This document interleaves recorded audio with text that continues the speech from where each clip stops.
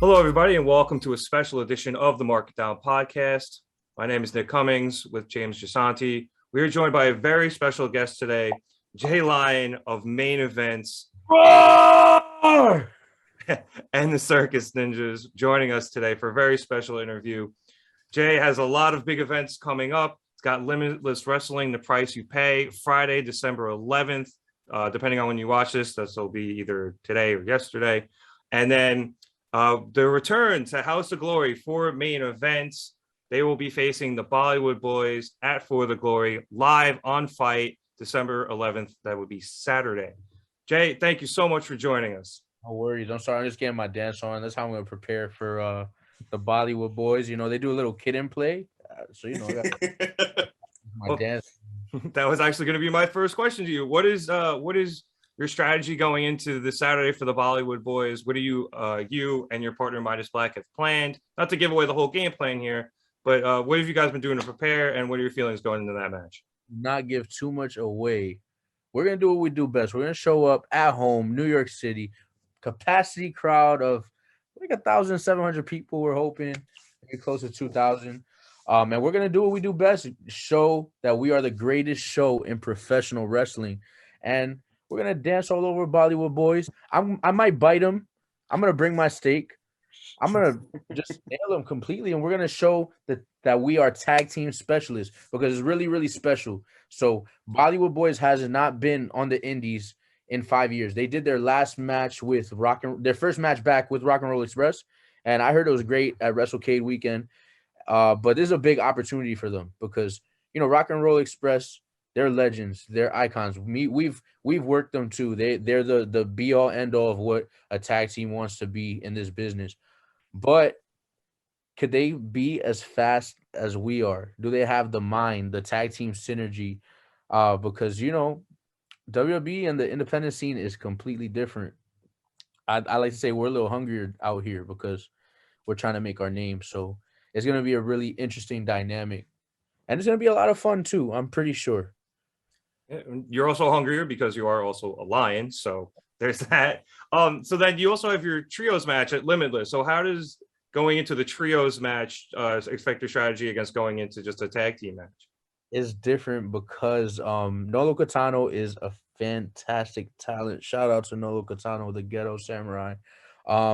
He's probably the only one in the independent circuit that we could really mesh with the way we do, and it's so effortless. What makes it so different is that added little bit of craziness. Another person, you know, but it's in my opinion, I think it's fun because we have another opportunity to use the ring with a whole nother person. Like we already have kind of like the most creative, and I say that humbly, some of the most creative tag team moves in the indies right now. But with him, it's like another added layer to play. You know what I mean? It's like putting us in a Hell in a Cell match. You're giving us more to work with and more pieces to create. And that's really what we love doing. We love creating. We love bringing a different kind of view and perspective on tag team wrestling, whether it's in a trios perspective or in tag team, just regular plain Jane 2-on-2. You know. We love hearing that, Jay. And one of the things that Nick and I have talked about, you know, we did a lot of research getting into this interview with you guys. And one of the things that we were so amazed with is your innovative style.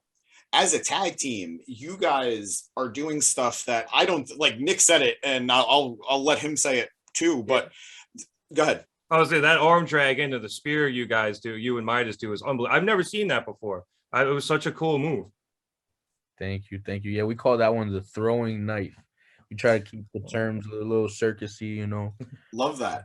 Love that, man. What's special about that move is kind of could be out of nowhere. We kind of got the idea from Private Party. Shout out to Private Party. Wrestling. They do this thing called the silly string. So let's say Quen or Isaiah, they mix and match. We'll be on the outside, and let's say Matt Hardy wants to throw Isaiah, you know, outside.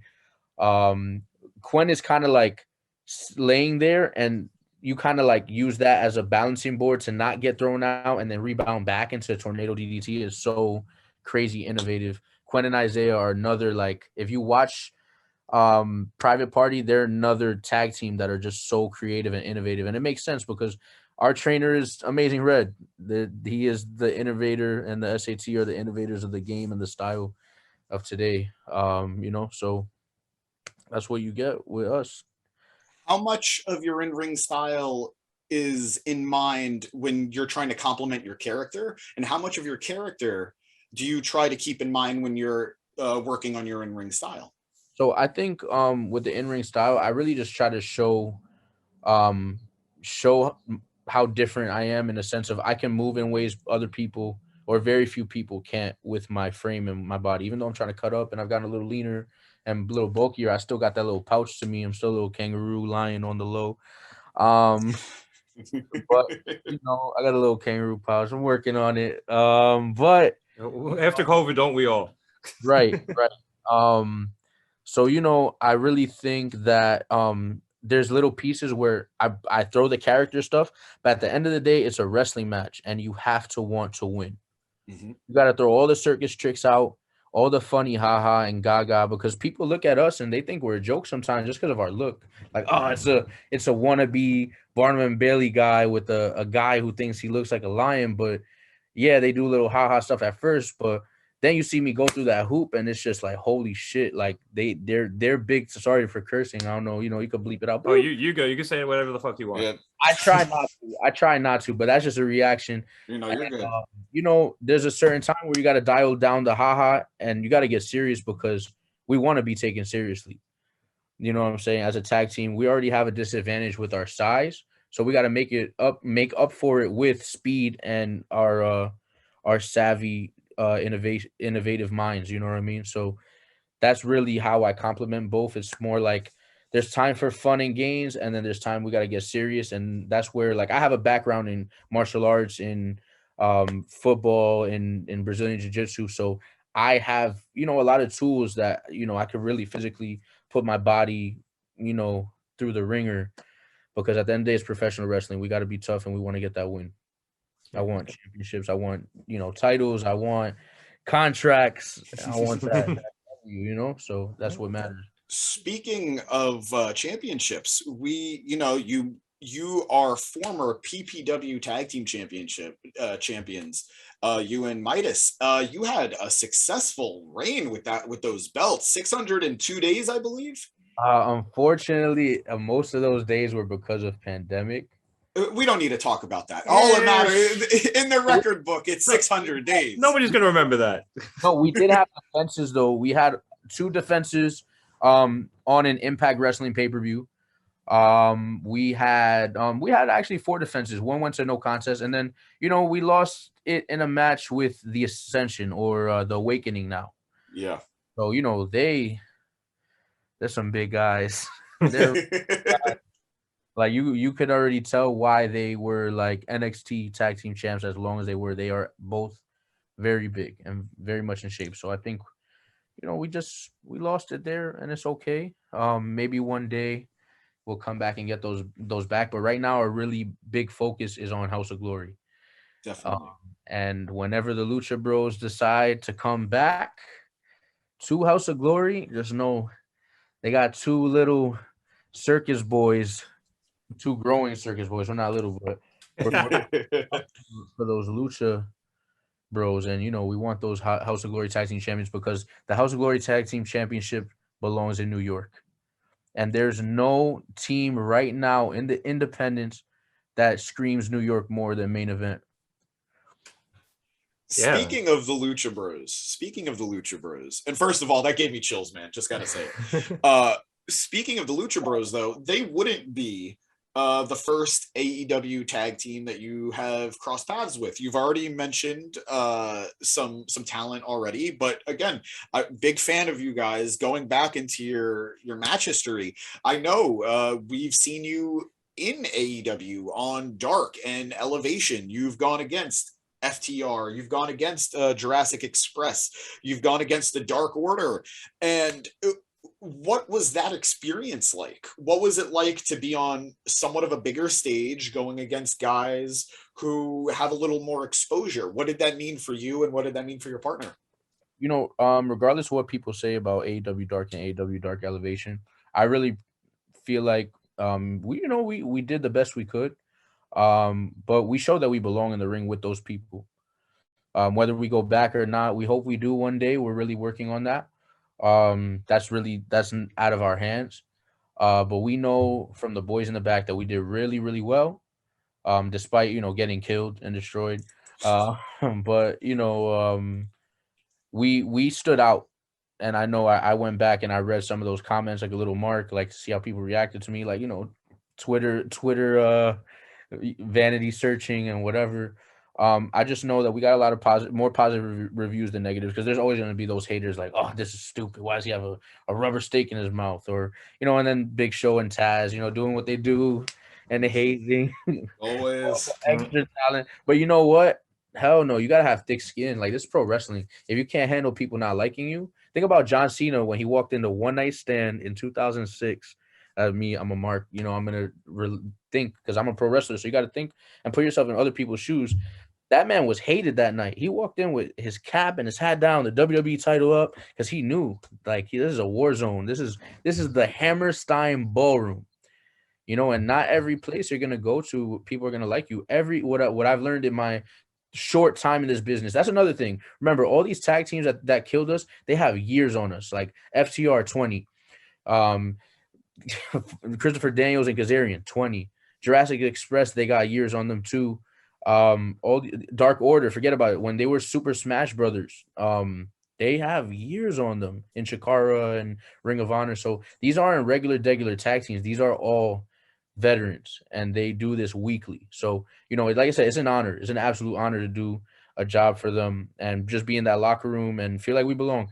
But I even forgot I was going on a whole different tangent before I even we do that here on Mark It Down. We talk about one thing and end up talking about 5 things. But hey, I think that means we're having fun.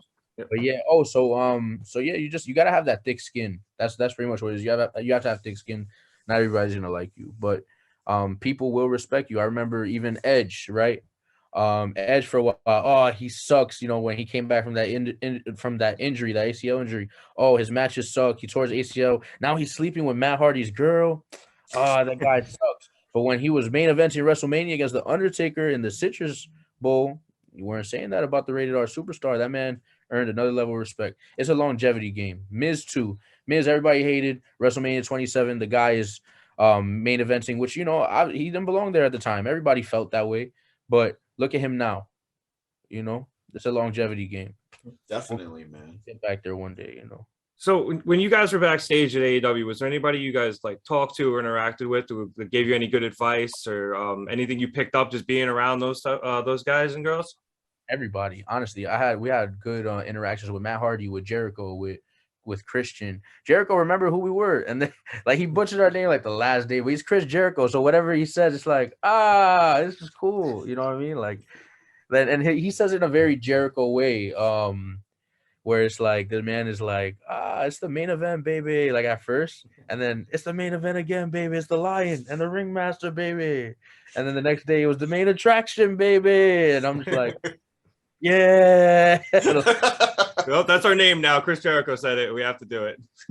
Jericho, you know what I'm saying? So it's like whatever, and at least we impress people with certain things, and like I know it's gonna come. It's gonna come. But as far as other cool people we met backstage, first off, Tully Blanchard. I got punched in the face by Tully Blanchard. Not back one day. No, I'm just kidding. I'm definitely not. Like, I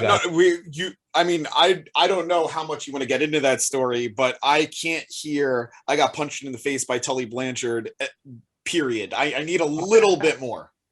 He punched me in the face. Wardlow was holding me back. I don't even know what they were doing, where the ref was looking, but and part of me was like, man, I really want to hit that guy back, and then the other part is like, it's Tully Blanchard.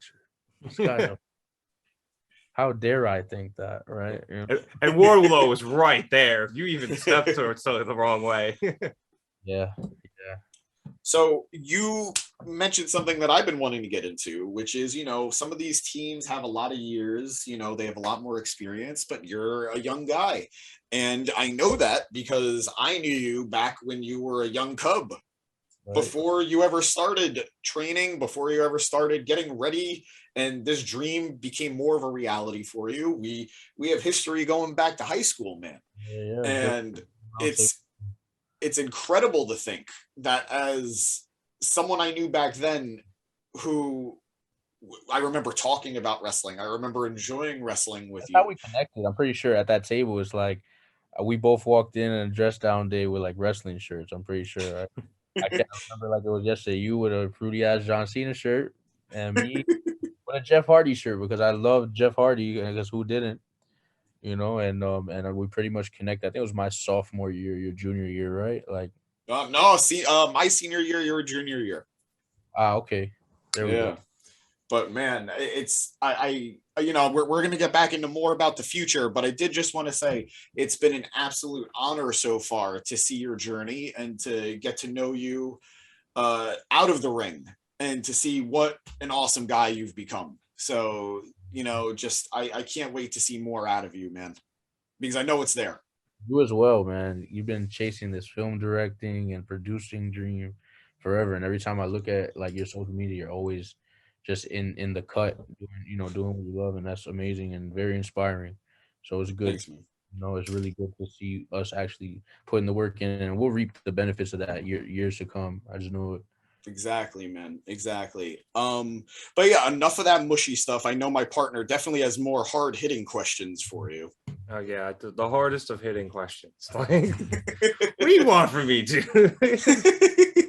Well, I mean, I got to be good cop. You got to be like the man who keeps us on track. Come on, bad cop. Let's do it. Oh God. All right. Well, I'll ask you about your most one of your more recent matches with SAT over the last weekend. I think you mentioned that match earlier. If it was in, was it ETW or ETU? Excuse me. There you go. Like the unexpected. Yeah. I thought that match was very good. I very much liked it. But it was interesting. I believe I heard commentary say that was their first match back in 7 years or so.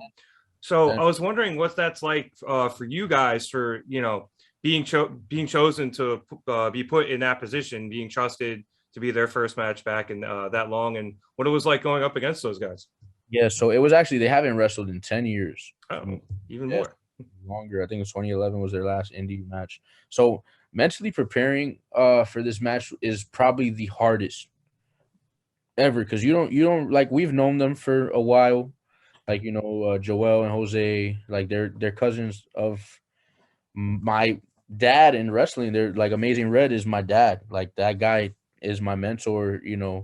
Love him. I love him two pieces, whether he agrees with me or what, we all butt heads because we're family and that's just how it goes. But at the end of the day, that's dad.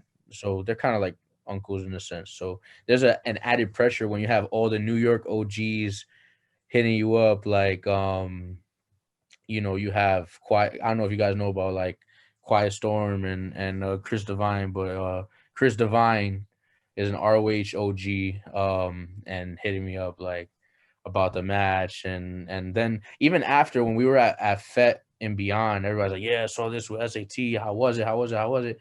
And honestly, it was very nostalgic. And that's really what we were going for. It was just a good time. It was really 100% for them. I can definitely say it, and I enjoyed the hell out of it. I actually dislocated my foot at the start of the match, so I wrestled that whole match hurt. Oh wow! Ow! Yeah, I can send you a picture of how my foot looked a few days ago before FET, and I don't know how I did it. I nursed myself Saturday to being able to somehow walk on Sunday and wrestle, but I love this business, and I couldn't pass up opportunity like wrestling at FET beyond, you know what I mean? But yeah, so like in my entrance, I usually do a backflip, shades of Brian Kendrick and Paul London, because I love that tag team.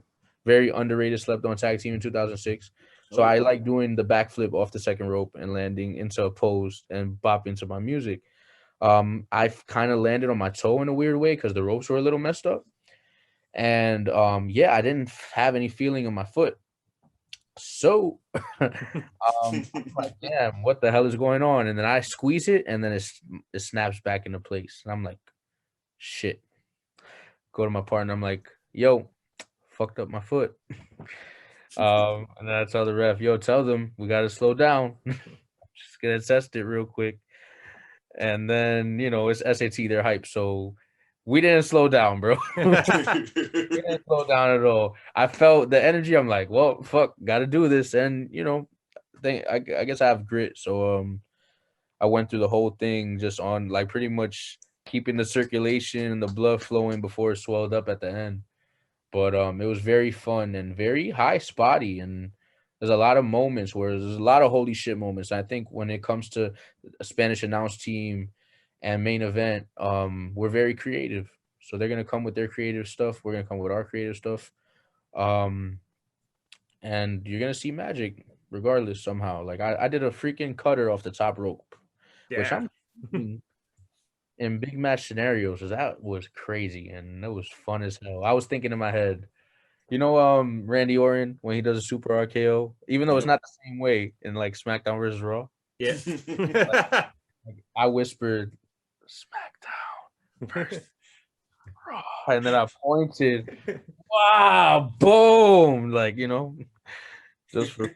So so you gotta have fun. You gotta have fun. Wrestling is fun. If like I know I sound like a complete mark using all these examples of like John Cena and Edge and this, but like if you don't love that stuff, like, and it doesn't give you chills based off all those memories, like, why are you doing this? Like, why are you putting your body through all this torture? Like, I love wrestling. I love it from Rock Stone Cold. I love every era of it that I've gotten to witness and see. So like I just love pro wrestling. Like nothing, like there's bad wrestling, but like nothing could really be bad for me because we're all displaying our art and what we think is supposed to be right for like the world to see. And it's very how you say damn, lost for words for once. You're exposing yourself. So Yeah, well, I think that just goes to show not only how much you love it, but that you're a student of the game too. Being able to whip out an example like that so quickly, you're able to dig deep in your mental repertoire there and find something perhaps that could win you a match. Yeah, So, yeah. I think it's really important. It's funny though, when you were saying you broke your foot, I was like running through all those spots in that match. It's like, man, I wonder which one he did it on. You're like, I did it in the entrance. So I was like, wait a minute, he did all that shit with a broken foot. That was unbelievable. I especially like your spot there where Midas throws the stake through the hoop and you hit that tope there. That one looked like it hurt. Yeah, because I usually sometimes I try to stand, right? Like I try to land on my feet. My foot was out of commission. So I'm like, yo, if I fall on my back, I fall on my back. It is what it is, Gotta risk it to get the biscuit. Or in this case, the steak. Exactly. Oh God. Man. Oh, no. Boo! Boo! I'm booing you, Nick. There's nothing I enjoy more on this podcast than pissing him off with terrible puns. He does it a lot. Hey, so during all that, you mentioned your wrestling dad, the amazing Red, the man who trained you. I would love to hear some stuff about him, what he did to train you guys, like how you got involved with him, and just your general backstory. He's with the Red. greatest. He's the greatest. Honestly, there's not a smarter mind for wrestling that I've come across than Amazing Red. Like the proof is in the pudding. There are people from WWE like Sasha Banks, comes down to train with us, and and it's just all these people trust and know that like his psych for pro wrestling is so wow, it's out of this world, and it was ahead of its time in 2000. But now, I don't know, he makes up stuff all the time that it's just like, wow, how are you in a world of pro wrestling where everything's so saturated with super kick, sling blade, Canadian destroyer? This man makes up freaking so much cool stuff. It's amazing. Like, amazing. Like, what? This guy's mind is out of control. And I got in to House of Glory back in 2016. I was training in a little gym in the Bronx called BWF. Now, it's a good starter place. a lot of the guys in there just don't take it seriously. So there was a couple of Hog students that would go and train when they're not in Hog. They go train in that gym. Luckily, I kind of mix it up with them, and they usually do drills to blow everybody up and to see who keeps up. And if you can't keep up, you got to get out the ring. So I kept up, and they really fucked with me, and they really earned my respect. It was Mantequilla, Evander James, and Caveman, and Matt Travis were the guys who like brought me to House of Glory. And then I just kind of did my own thing when I got to Hog. Is like, I kept like I kept Monte, I kept Tusi, I kept Matt Travis, and then I made my own friends, and I met Midas. And it was just magic and organic, and it was a great group of people and a great house to be in, where we were all grinding every day. Like Red is literally, like, when it comes to psychology and footing, what separates him as a trainer versus everybody else is that he always has a why. We were talking off camera about certain things about pro wrestling, like, and I was giving you whys, and that's because this man has given me a why for any question I've ever had in my life, in my pro wrestling career, in freaking life. He's given me a why. So that's why I say he's a father figure to me. That guy's my mentor. I send him every single bit of my matches, and he always shows me a perspective where I could change, where me and Midas could change and, like, notch things to a whole nother level. And he is the biggest credit to our success, and any success we'll ever have is because of Amazing Red. So you mentioned him being, a very innovative person, and we've mentioned that you've done some innovations, with your knife throws. It's something I've never seen before. But how do you, innovate and remain fresh in an industry where seemingly everything has been done? It's hard. Sometimes you got to dig deep in the well, and you just got to watch wrestling. And not even your own wrestling. You got to watch other people. You got to go. And when I say dig into the well, sometimes you got to watch the old stuff. And I'm talking the 80s. I'm talking, just for psychology, because storytelling is what's missing in pro wrestling. Everybody wants to be spotty. And this is something that me and my partner are trying to grasp, is how do we, like, have certain type of substance, you know what I mean? Like, keep that substance, keep you with the reason why, besides all the innovative stuff that we could do. Like, what else do we bring to the table? And yes, we have our circusy stuff, and we have our gimmicky stuff, and we have our energy, but in our heads, we've done this, a long time, and we've done it repetitively because we're in a different town every weekend, sometimes twice or three times a weekend. So it's, even though it's new to everybody, to us it's not. So we're always trying to innovate, and that's why it comes off like, wow, these guys are always doing fast stuff, because what you guys think is a year to us is kind of like 5 in our minds, since we're doing it so much. So, like, things get repetitive for us really, really easily. So when we think that, oh man, hey, something smells too same old, we change it. So I love that, man. I love that. I love just the fire, the drive for it. And one of the things, beyond just your innovation in your actual moveset and the things you're doing in the ring, one of the things I find very interesting about you and Midas is how often I see you guys doing intergender wrestling. Yeah. You guys do a lot of intergender wrestling. You're not afraid to mix it up with the women. And I think that's very exciting in 2021. You're not seeing a lot of that in the majors. You see it a little bit more on the indies, but you guys have some good stuff going, some good chemistry with these ladies. How did you guys get involved in that? Well, first off, shout out to Delmi and Ashley, Delmi, EXO, and Ashley Vox, because those are the women you're referring to specifically. Those are probably like the 3 matches that really, like, it also helped. We equally helped elevate each other in our own little way. It was great because what we were going for was more of a competitive aspect of a pro wrestling match, where Chris Dickinson got a lot of heat for completely annihilating Kimberly back and beyond in 2016, 2015, around there.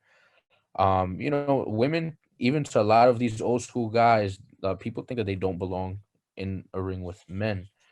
But it's really ironic, because if you play video games, Like people think Chun-Li is amazing. It's freaking amazing. She's kicking people's heads off, and it's dope. You have to think about it. We're not like there's women in the industry of fighting like Ronda Rousey, like Amanda Nunes, where I think if I got into an octagon with Amanda Nunes, she's knocking me the hell out in 10 seconds. And I'm tough. I'm tough as nails. Like I said, I wrestled a match with broken ligaments or like dislocated ligaments. So that's not a discredit to me. It's more of a credit to someone like Amanda Nunes who is in the gym every day, eating, training, and she's been on top of her game for years. This woman has been women's champion for like at least 3 years now. I don't see why we can't competitively mix up men and women, but in my opinion, I want the competitiveness, the competitive aspect of it. It doesn't. I don't want to kill somebody. I don't want to put women through tables, ladders, and chairs. Which there are women who freaking do it, and it's great. You know what I'm saying? It's just not my vibe.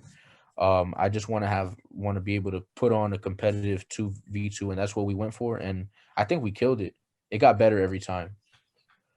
Like I said, we had Amazing Red in our corner, like not physically in the ring, but like we lost the first 2 times. And first time was in Battle Club for the title, second time was in Limitless, and that's more their home. But like the third time was really special because it was in our home. It was in Brooklyn, and we won the titles, and it was great in front of our friends and family. There was about 400 people in attendance, I believe. And it's just great that we had so many. It was like a roller coaster. It was truly a roller coaster. And by the third act, it felt do or die. So that's what we need in pro wrestling, more moments and not so much of the spots and everything. You know what I mean? It's just moments that captivate the viewer. Like I said, going back to One Night Stand, that moment of John Cena, that visual, John Cena holding the WWE title with his head down and just like getting a whole bunch of boos and middle fingers. And if Cena wins, we riot.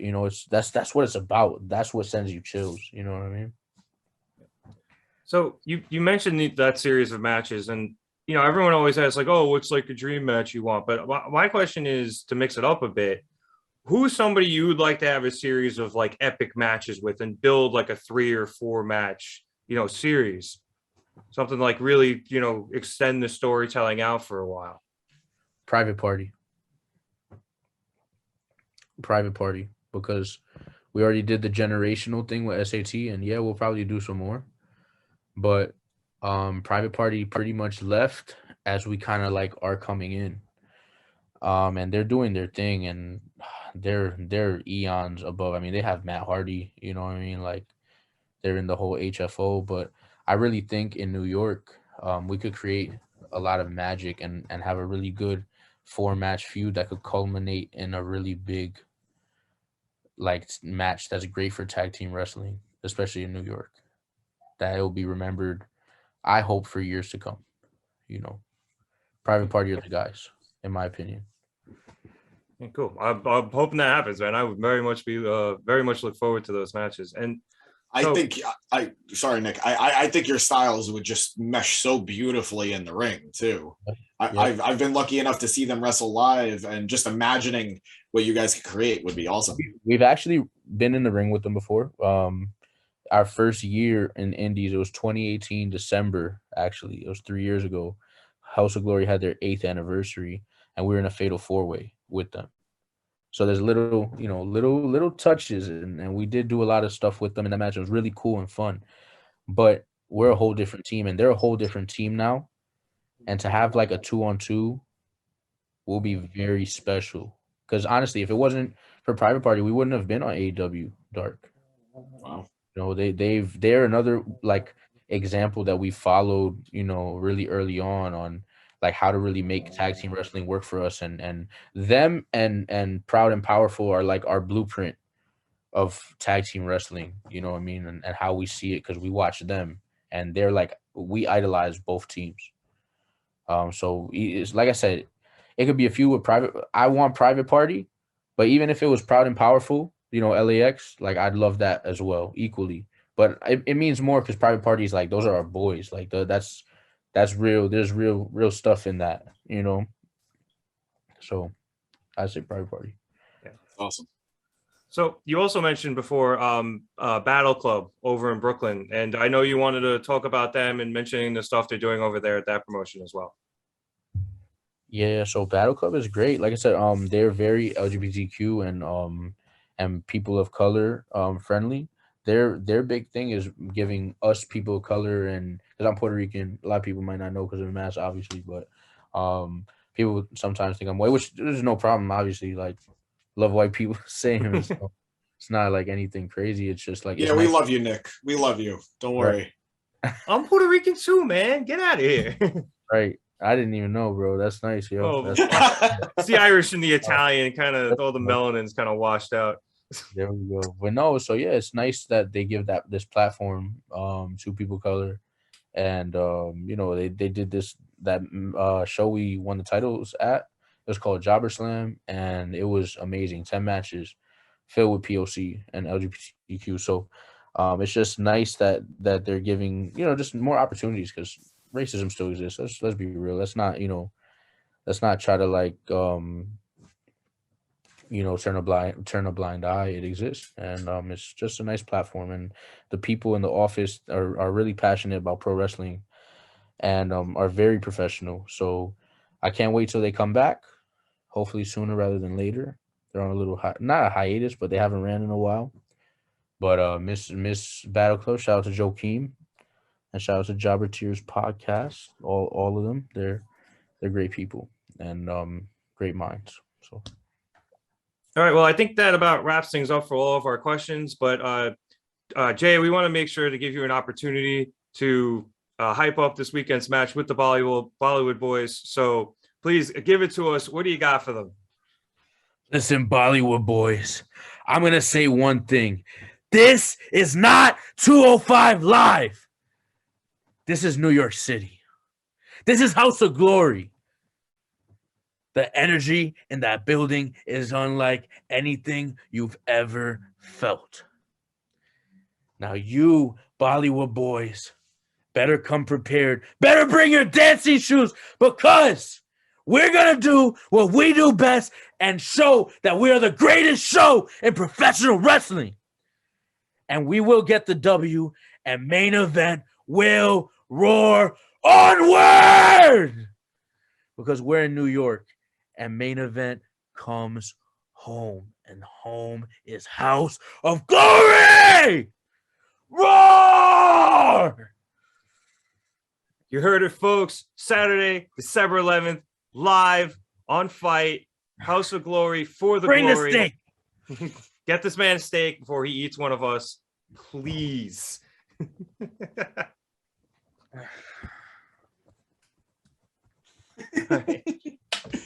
All right.